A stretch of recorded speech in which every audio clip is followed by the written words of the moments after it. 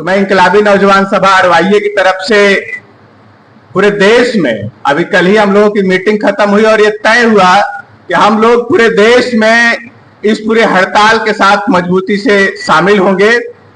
और आज जो हालात है, आज कोई मजदूर और नौजवान की स्थिति अलग अलग नहीं है, बल्कि जितने मजदूर हैं 80% मजदूर नौजवान है और वो आउटसोर्स में है, ठेका में है, संविदा में है। और आज तो सरकार ने एक नया आयोग ही आउटसोर्स सेवा निगम बना दिया और आउटसोर्स सेवा निगम बनाने के बाद अब कोई नौकरी सरकारी और परमानेंट नहीं बचेगी। पुरानी पेंशन तो छोड़ दीजिए, अब कोई रोजगार की सुरक्षा ही नहीं होने जा रही और यह हाल प्रोफेसर तक के ऊपर तलवार लटकी है।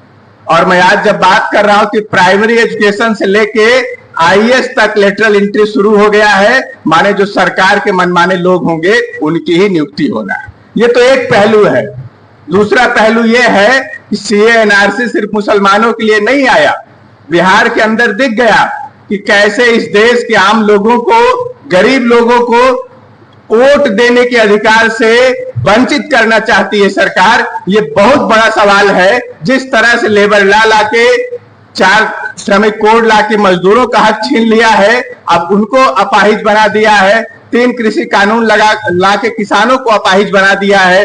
महिलाओं की आज जो हालत है इस आरएसएस के राज में, जो उनको गुलाम ही समझता रहा है, उनकी हालत वही है। और नौजवानों को उसी दुनिया में ला दिया।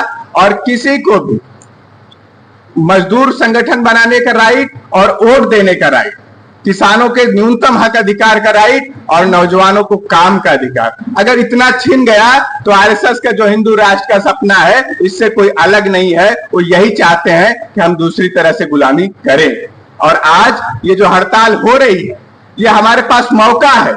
ये सिर्फ मजदूरों की हड़ताल नहीं है, सिर्फ किसान संगठनों की हड़ताल नहीं है, बल्कि मैं छात्रों नौजवानों की तरफ से कह रहा हूं कि उनकी भी हड़ताल है। और शिक्षा को पूरी तरह से छीन लिया गया है नई शिक्षा नीति में।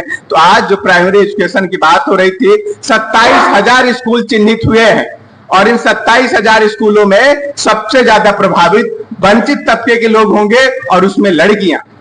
तो आज जो खतरनाक मंजर हमारे सामने है, ये जो भाजपा और आरएसएस की जो पूरी राजनीति है, जिस तरह से इस देश के अंदर फांसीवाद लाया जा रहा है, उसकी जो पूरा चौतरफा घेरेबंदी है, उसके खिलाफ ये जो पुरजोर आवाज है, ये सिर्फ 9 जुलाई एक शुरुआत भर हम मानते हैं। हर साल होता है, लेकिन 9 जुलाई एक नई इबादत लिखेगा और इस पूरे आंदोलन को एक ऊंचाई पे ले जाएगा। और आने वाले दिनों में ये सिर्फ हम उससे मांग रहे हैं, भाजपा और आरएसएस की सरकार से मांग रहे हैं कि हमको कुछ दे दे, ये देने वाली नहीं है। इस राज को उलट देना होगा, उसके अलावा कोई रास्ता नहीं। और इसके लिए हमको आज से लग जाना होगा।